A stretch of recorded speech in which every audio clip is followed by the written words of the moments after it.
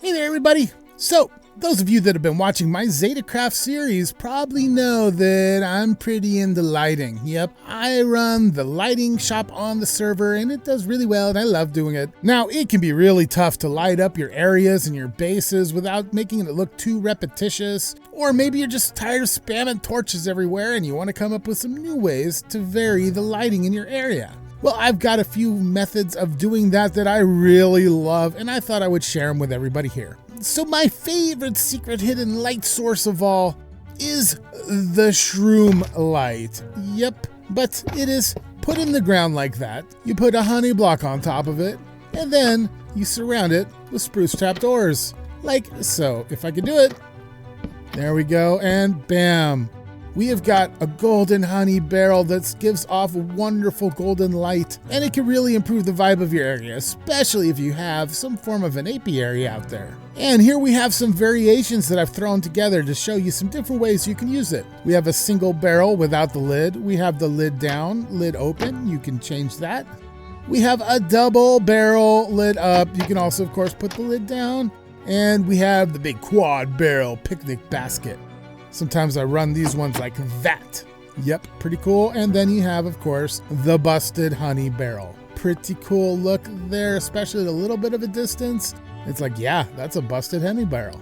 And it's giving off light. Love it. For my second favorite secret hidden lighting source, it comes from Season 1 of Zetacraft, where I was a CL. One of the types of lighting I used in my area was very fantasy-esque. And all you would do was find some dirt.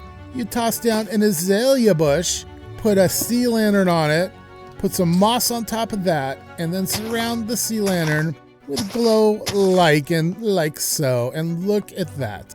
That is a nice nature fantasy vibe light. And here we have some variations on that light that you can do. Here's the original.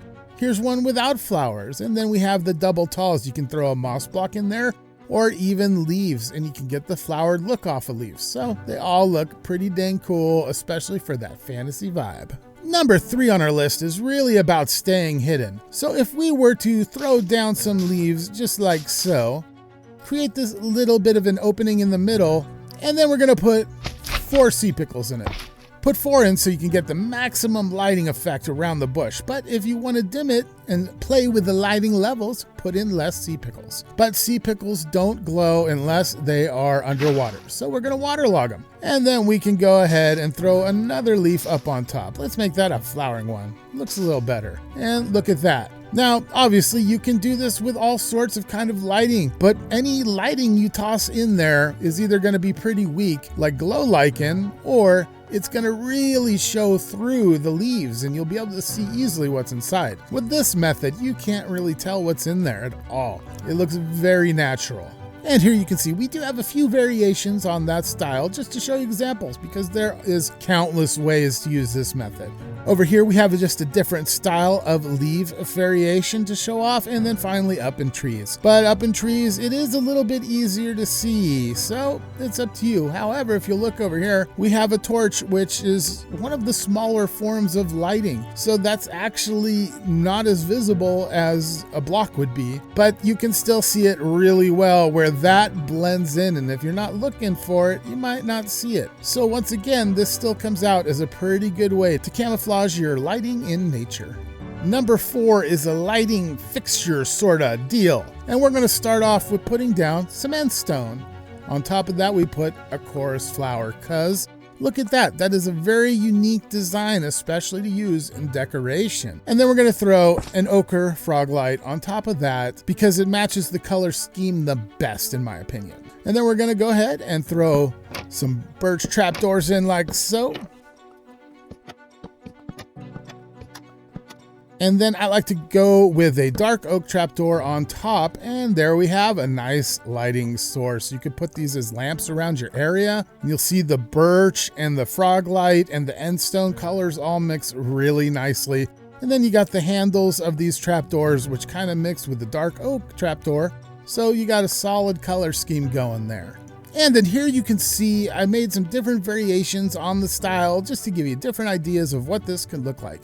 Here we have the basic one. Here we have all mangrove trapdoors looking good.